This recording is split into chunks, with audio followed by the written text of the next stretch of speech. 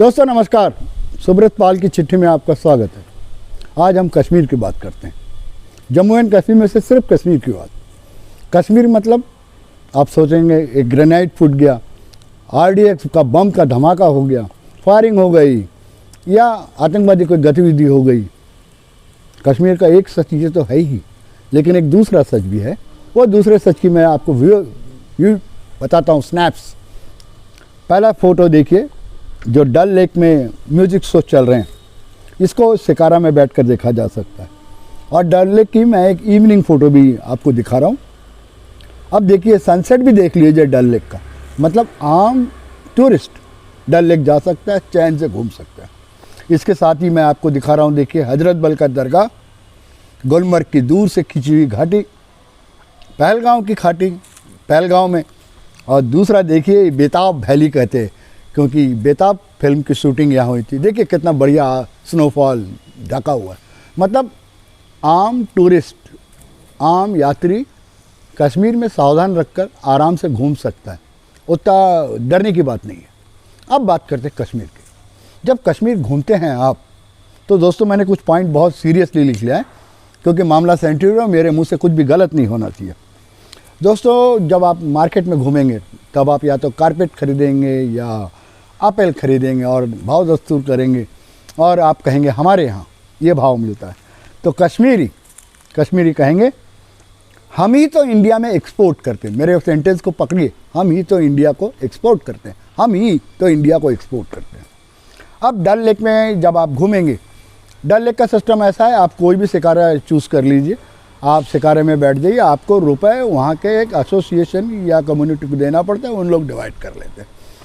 जब आप कहेंगे कि हमारे यहाँ तो नहीं, हमारे यहाँ तो रिक्शा कहे, ऑटो कहे या जो भी कहे, उनका नंबर लगा रहता है, फिर वो डल लेक वाला कहेगा यह सिस्टम आपके इंडिया का है। हमारे कश्मीर में तो ऐसे ही चलता है। मैंने 2 बार आपको कहा, वो साफ साफ कह रहे आपके इंडिया। मतलब को आम कश्मीरी अपने आप को इंडियंस नहीं मानता, ये सच्चाई है बॉस। आम कश्मीरी अपने आप को इंडियंस नहीं मानता।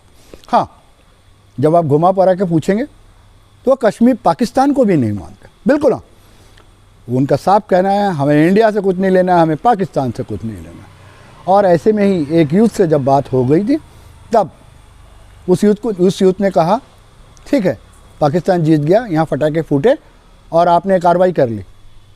हम पाकिस्तान, उस कश्मीरी का कहना था, हम पाकिस्तान जीतने की खुशी में फटाके नहीं फोड़े। कोई भी इस्लामिक कंट्री जीतती है, चाहे अफ़गानिस्तान हो या कोई भी, हम पटाखे फोड़ते।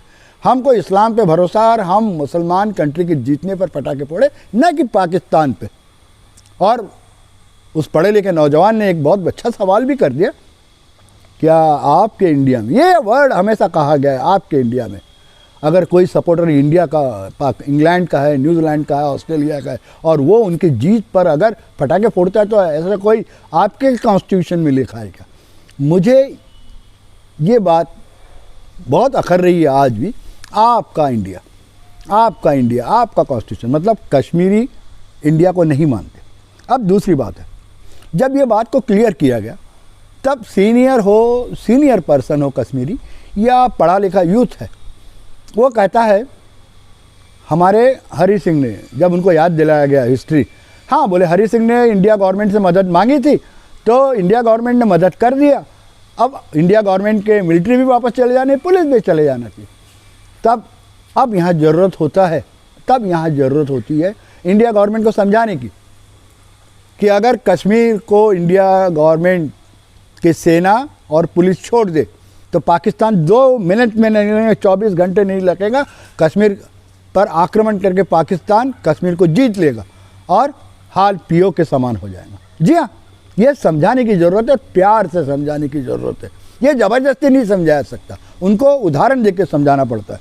उदाहरण देके, जैसे अखंड भारत में जो नक्शा बताया गया है, वो पाकिस्तान और अफ़गानिस्तान को इंडिया में बताया गया। आज सारा संसार देख रहा है अफ़गानिस्तान का हाल, पाकिस्तान के कितने बुरे हाल है वो दुनिया देख रही है।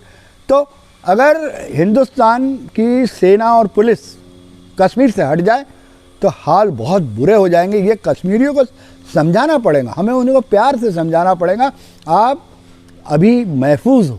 और भारत में मुस्लिम लोग बहुत अमन चैन से रह रहे हैं, बहुत अमन चैन से रह रहे।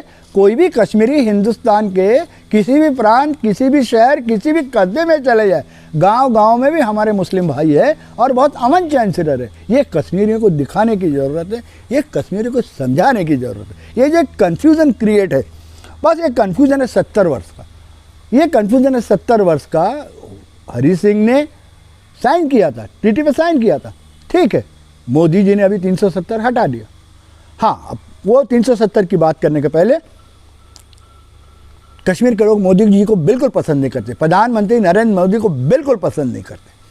हाँ, एक बात और अच्छी बात है कि कश्मीरी लोग अपना मुफ्ती मोहम्मद सईद और उमर अब्दुल्ला नहीं, उनके पिता सीनियर अब्दुल्ला को बिल्कुल पसंद नहीं करते, उन पर गंभीर आरोप भी लगाते हैं।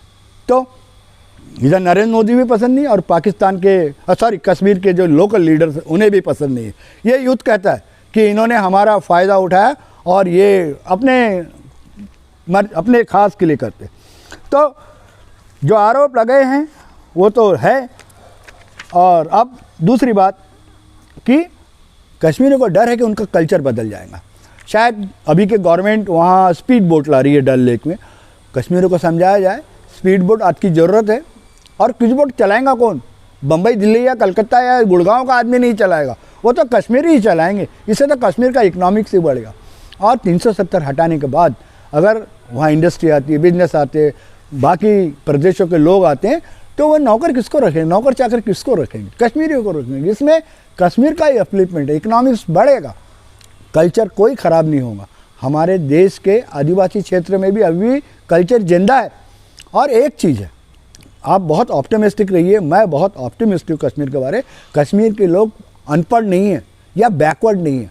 आप देख सकते हैं कश्मीरी लिबास पे कश्मीरी लड़कियां हो या सीनियर लेडीज़ हो, गाड़ियां चलाती है, पढ़ लिख रही है, कॉलेज जा रही है और बहुत अपनी पारंपरिक को भी बचाते हुए कश्मीर को जिंदा रखते हुए। फिर से कह रहा हूँ, कश्मीर बैकवर्ड नहीं है, वहाँ के रास्ते अच्छे। हाँ, अंदर गांव खेड़े के रास्ते शायद ख़राब हो सकते। तो दोस्तों, मेरा तो यही कहना है, 70 वर्षों का जो पॉइजनिंग, जो जहर भरा गया है कश्मीरियों के दिमाग में, उस पॉइजनिंग को उतारने के लिए टाइम लगेगा, उन्हें समझाने के लिए टाइम लगेगा। लेकिन ऑप्टिमिस्टिक रहिए, कुछ लोग समझ रहे हैं, धीरे धीरे लोग समझेंगे। उन्हें दो चीज़ें समझाना है। भारत सरकार को दो चीज़ करना है। पहली बात, सरकार को कश्मीर को पाकिस्तान से बचाए रखना है। नहीं तो पाकिस्तान तो चाहता ही है, पाकिस्तान तो फंडिंग कर रहा है, ये बात भी सही है, पाकिस्तान फंडिंग कर रहा है। और अंत में उन्हें समझाना पड़ेगा, उनको बताना पड़ेगा ये आपकी भलाई के लिए और किस तरह से भलाई के लिए, उदाहरण देकर समझाना पड़ेगा। अंत में एक सवाल आप कहेंगे, जो लोग कहते हैं कि कश्मीर में पॉलिटिक्स हो रही है, पहले भी पॉलिटिक्स हुई और अभी भी पॉलिटिक्स हो रही है।